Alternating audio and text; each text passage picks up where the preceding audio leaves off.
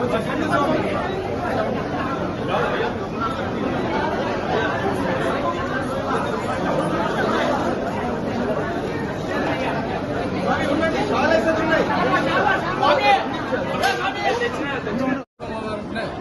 కర్నూలు జిల్లాకి ఎంతో పవిత్రంగా పెంచేటువంటి కొండ బంగారంగా భావిస్తారు.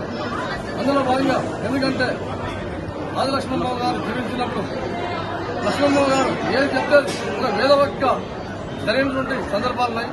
అందులో భాగంగా ఆనాటి నుండి ఈ రోజు వరకు 94 వరసమైనా కూడా ఆమె యొక్క ఆశయాలు, ఆమె యొక్క ఆధ్యాత్మిక చింతనను ఈ రోజు వరకు కూడా మర్చిపోకుండా ఆదోని పట్టణ ప్రజలే కాకుండా చుట్టుపక్కల రాష్ట్రాల నుండి కూడా ఇక్కడికి వచ్చి ఈ పండుగను ఘనంగా నిర్వహిస్తుంటారు.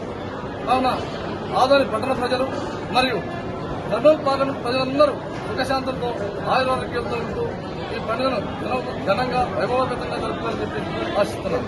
సార్, ఎప్పుడైనా అమ్మవారు దర్శించారా? అమ్మవారి మహిమలు ఏమన్నా మీకు? నేను ఎందుకంటే నేను ఒకప్పుడు ఒక 20 ఏళ్ల క్రితం 15 ఏళ్ల క్రితం ఇక్కడ జాబ్ చేశాను. నేను ఒక కాంట్రాక్ట్ లెక్చర్గా ఆదరణ జాబ్ చేశాను. కాబట్టి ఆదిలక్ష్మమ్మ గారి గురించి నాకు బాగా వినడం జరిగింది. ఎందుకంటే ఈ మహిమాన్వితురాలైన ఆదిలక్ష్మమ్మ గారి గురించి వినడం కూడా జరిగింది. అందులో భాగంగానే ఆయన యొక్క ఆధ్యాత్మిక చింతను అలవరుచుకొని ఆయన మాటలు నడవాలని చెప్పేసి ఆదోని పట్టణంలో ఎస్పెషల్లీ బ్యాంక్ అయితేనేమి మన ఏపీఎస్ఆర్టీ తీసుకుంటే గవర్నమెంట్ కూడా ఆదిలక్ష్మమ్మ గారి గుర్తించి ఆర్టీసీ బస్సులకు కూడా సింబలేయంగా మీరు అందరూ తెలిసే విషయమే.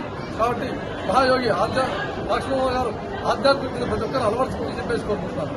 ఇంతవరకు ఆలయ ధర్మకర్తలే దీన్ని డెవలప్ చేస్తూ కొన్ని స్కిల్ టెస్టులు చేస్తున్నారు వీళ్ళ దేవాలయం నుంచి. మీరు ఒక ఎంపీగా ఏమైనా అభివృద్ధి ఏమైనా చేస్తారా? ఖచ్చితంగా. ఎందుకంటే మా దృష్టికి ఇప్పుడే మేము మీ పత్రికాముఖంగా మీడియా ముఖంగా ప్రతి ఒక్కరికి తెలియజేస్తున్నాను. లక్ష్మమ్మ గారి టెంపుల్కి అయితేనేమి ఈ చుట్టుపక్కల ఏదైనా ధార్మిక కార్యక్రమాలు చేయడంలో మా వంతు పాత్ర ఏదైనా కూడా ఖచ్చితంగా మా దృష్టికి తీసుకొస్తే ఈ ఆలయాన్ని డెవలప్మెంట్ లో ఏమి హామీ ఇవ్వబోతున్నారు సార్? ఏమి హామీ ఇవ్వబోతున్నారు? హామీ అంటే వాళ్ళైతే దేవాలయ ధర్మకర్తలు చాలా చేస్తున్న సేవలు, మీరు ఒక ఎంపీగా ఏం చేస్తున్నారు? ఒక ఎంపీగా నేను చెప్పేది అంటే ఇప్పుడు నేను ఆలయ ధర్మకర్తలతో మాట్లాడడం జరిగింది. ఈ చుట్టుపక్కల ఈ గుడితో పాటు చుట్టుపక్కల 2-3 ఆలయాలు ఉన్నాయి. ఇక్కడ సంరక్షణ జరగాలి సార్ అని చెప్పి వాళ్ళకి చెప్పడం జరిగింది. కాబట్టి వాళ్ళందరినీ ఒకసారి కలవమని చెప్పాను వాళ్ళు పర్సనల్ గా.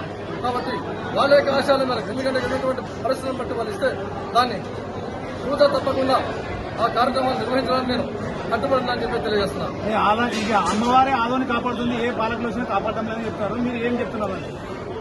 ఇప్పుడు ఇక్కడ అమ్మవారు కాపాడుతామని చెప్పేసి ఈ అమ్మవారికి సంబంధించినటువంటి ధార్మిక కార్యక్రమాల్లో ఏ విధంగా మా సహకారం కావాలో ధర్మకర్తలు వస్తామని చెప్పారు. వాళ్ళు వచ్చిన తర్వాత వాళ్ళు ఏదైనా నేను చేస్తానని చెప్పేసి నేను చేసిన తర్వాత మరో నెక్స్ట్ పండుగ వచ్చేసరికి మీరు ప్రశ్న అడగండి, సమాధానం తెలియజేస్తాను.